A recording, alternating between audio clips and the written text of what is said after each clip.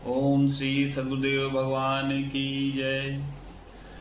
नमस्कार आप सभी को। आज मैं कुछ बातें आप लोगों के समझ शेयर करना चाहता हूँ, स्पेशली राशियों के बारे में। राशियों के बारे में हमने बहुत कुछ सुन रखा है। इन राशि वालों का समय अच्छा है, इन राशि वालों का समय खराब है, इनको इस तरह के कपड़े पहनने चाहिए, इस तरह की रुमाल रखनी चाहिए, ये करना चाहिए, ये नहीं करना चाहिए, आदि आदि। बाकी आप सब समझते हैं। यह सारी बातें कितनी सत्य हैं, कितनी असत्य, ये समझने की बात है। मैं किसी को गलत नहीं कह रहा, ना कह सकता हूँ, क्योंकि मैं अपने आप को इस योग्य नहीं मानता। पर मैं वो बातें कर सकता हूँ जो मैं समझता हूँ या जो मैंने अपने अनुभव में पाया है। मैंने ये पाया कि चीज़ें इस ढंग से काम नहीं करती हैं कि एक छोटी सी चीज़ है और वो उस ढंग से काम कर ले। बहुत समय पहले आप लोगों ने एक फिल्म देखी होगी, कुछ लोगों ने तो देखी ही होगी, कि Harry Potter and half blood of the Prince.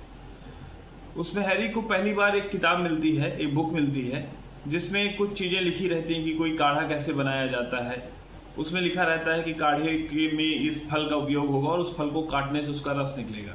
जबकि वहीं उसी किताब में, सिर्फ उसी किताब में लिखा रहता है कि इसको काटना नहीं है बल्कि इसको दबाना है, तब निकलेगा, काटने से वो नहीं करता था। कुछ इसी प्रकार से हमको सिर्फ थ्योरिकल ना होके प्रायोगिक होना पड़ता है। चीज़ें जो लिखी हैं वो गलत नहीं है, लेकिन उनका रियल में कैसे प्रयोग करना है ये बात ज़्यादा महत्वपूर्ण है।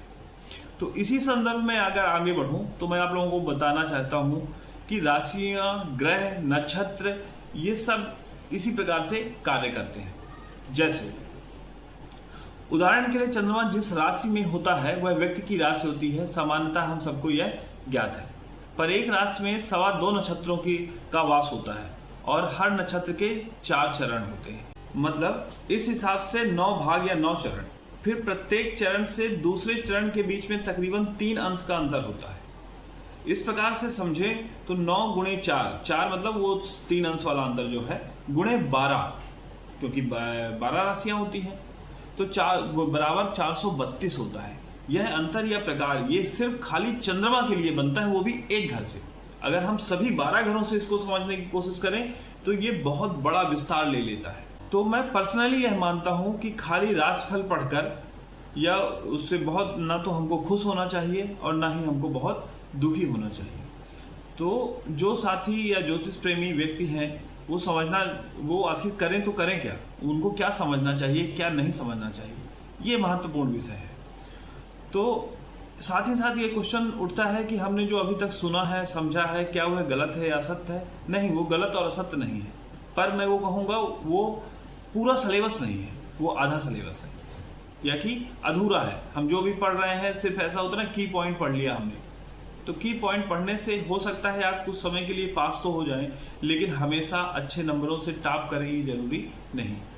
जिनको भी इस संदर्भ में आगे बढ़ने का मन है, कृपया सर्वप्रथम नक्षत्रों को पढ़ें और समझें। मैं खुद नक्षत्रों के बारे में एक वीकली श्रृंखला अश्विनी से लेकर रेवती तक जो भी 27 नक्षत्र हैं उनको कवर करना चाहता हूं और करूंगा भी।